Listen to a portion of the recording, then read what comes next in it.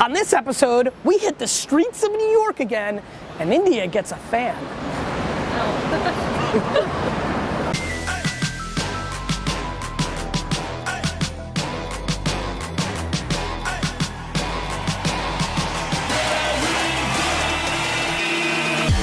You ask questions, and I answer them. This is the Ask Gary Vee Show. Hey everybody, this is Gary Vaynerchuk, and this is episode 133 of the Ask Gary Vee Show. Just took Misha to her first baseball game here in New York City, kind of interrupted our regularly scheduled vacation. Obviously cruised into the city from the Bronx to take a meeting quickly tonight. Working tomorrow, doing another show tomorrow. So we're squeezing a little bit of Ask Gary Vee in because all of you are crying so much, missing the show. Thank you, India. Sorry. You're a little rusty too, D-Rock. I was pointing, you didn't even move it. I understand. All right, I guess that's about it. We're here outside New York City, downtown, Broadway and Prince. Had a good Ask Gary Vee, the book call today. That's getting rolling. That's exciting. That's about it. A little bit down on the football season. I'm a little bit worried about what I've been seeing so far. That's my other 2 cents. And India, let's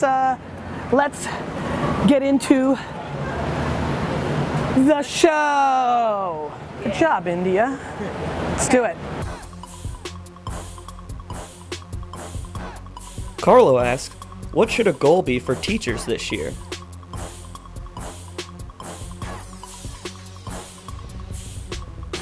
What should a goal be for teachers this year? I'm cynical and tough on the traditional education system in the U.S. So I would say a goal for a teacher this year would be to find 1 to 3 students that are clearly not predispositioned to be successful in the machine that is the education system. You know, the one that's been built, 70, 80 years ago and is being crammed down our society's throats here as the world has fundamentally shifted.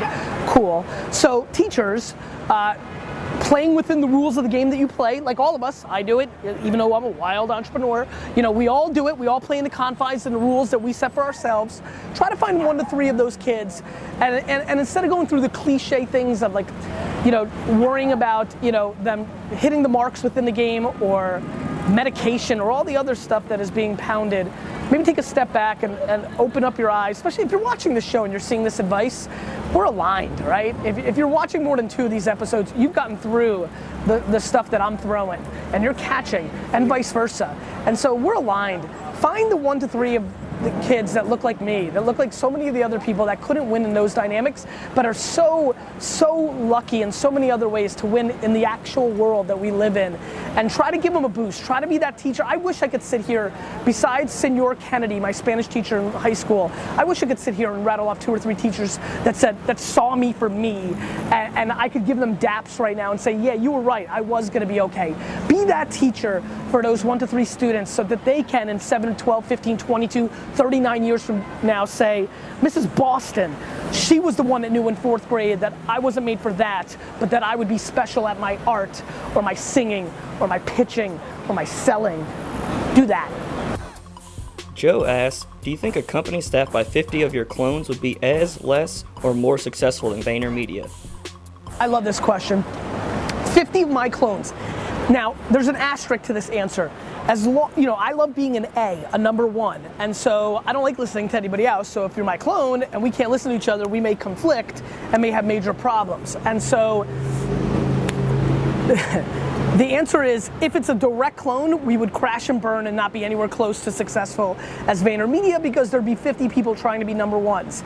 If I could have 1 A, B, C, D, E, all the way through Z twice, right short because 52 letters, 2060 alphabet, you know where I'm going. But if 50 of us could go from 1.1 to 1.50 and go through that ladder, we would dismantle the earth and dominate and be the greatest 50. Forget about 300, those warriors that won, we'd be 50 and we would dominate the universe.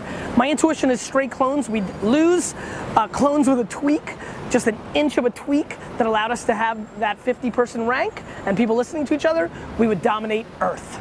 Earth, motherfuckers. You were gonna say Earth, motherfuckers. You did? I'm that sympathetic. No way. Yeah, I did. We are so. So insane. Jimmy asks, 6 years ago you made a video called Hey Mr. DJ about curating content. Is this still a great opportunity in 2015? Wow, the truth is, I actually, now that you bring it up, I remember it. D-Rock. Hey, Mr. DJ. Everybody is ready to party. I agree. And I think the DJ is about to get the whole internet partying. I'm just gonna guess, I have no idea what I look, but like, much younger, much fatter. Yeah, I mean, I think that curating content is an enormously important skill in a world of all the content. I mean, she's creating content right now. I think that in a world of all the creation of content that's going on, I think we need curators to help us sum up. It's why I love Nuzzle so much, right? Just got in the cab, hit Nuzzle, 12 headlines that I want to know about. Tech Meme, Jason Hersher, by the way, hope you're feeling better, brother. His email list, media rep, like, yes, curation is massively, massively important and something that I think that we need in our society. What's up, man? How are you? Good. What's up, bro? Getting fans, love it. So I was wondering, what do you feel a high schooler who's really into tech, who knows how to code, has made an app, should do in order to guarantee success as a tech entrepreneur after college? That's my question. Thanks. There's something about this kid's video that kind of hit me in the stomach. What I wanted to say to you is very simply that it's, by the way, it's a good point before I get into it. It's a good moment to tell everybody to keep pumping out questions. I am very much watching and sending India stuff. I really want more and more videos, Instagram or Twitter, hashtag it AskGaryV. There's something about this kid that really stuck with me. I'm gonna make a weird prediction. I fundamentally believe this kid is gonna be massively successful and will email me this video in 12 years saying, hey, cool. And so, you know, what I really wanna tell you is to hang around people that you want to be like. Was that another person saying hey? That was my friend Ty. Oh, hey Ty. What's up, Ty?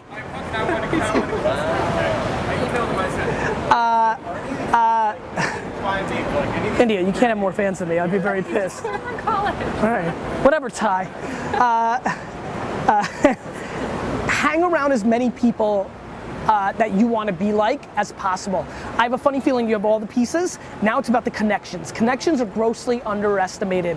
I would intern every summer between now and whenever you're ready to do your own thing at people that you want to be like, for people that you want to be like, organizations that you want to be like.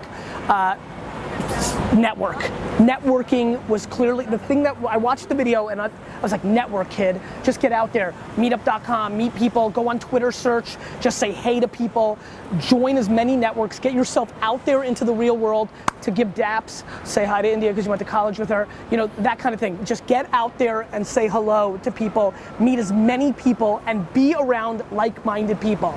Be around like-minded people, be around winners, hustlers, ambitious entrepreneurs.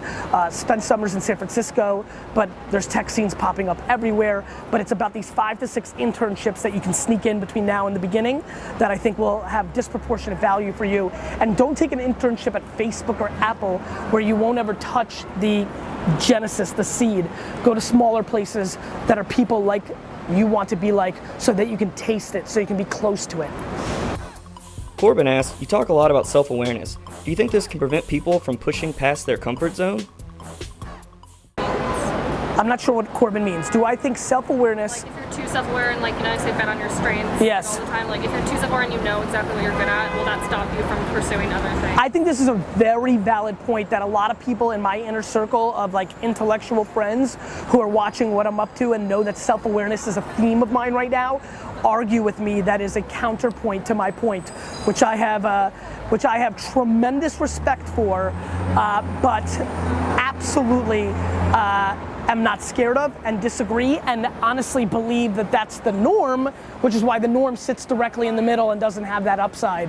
So yes, do I think if you're hyper self-aware and know that you're introverted or you just stay to certain things and you never explore other things, can there be some limitations? I do. But to the point of true self-awareness, if you actually know what you're best at and what you're good at and you spend time there, you will have the most upside. So yeah, you could say, well, you're not going to be as well-rounded as a person. I would argue that by far the happiest and by far the most successful people are not the most well-rounded and have gone extremely deep, not extraordinarily wide. And that doesn't mean, look, I think I play all over the place, but I drill it in one spot. And so it's about drilling that one spot. And so it's a great question. It's a tremendous, you know, D-Rock, keep you busy a little bit because we don't have that many shows right now. Throw me up a little bit of a tremendous alert. Tremendous alert. It's a tremendous question.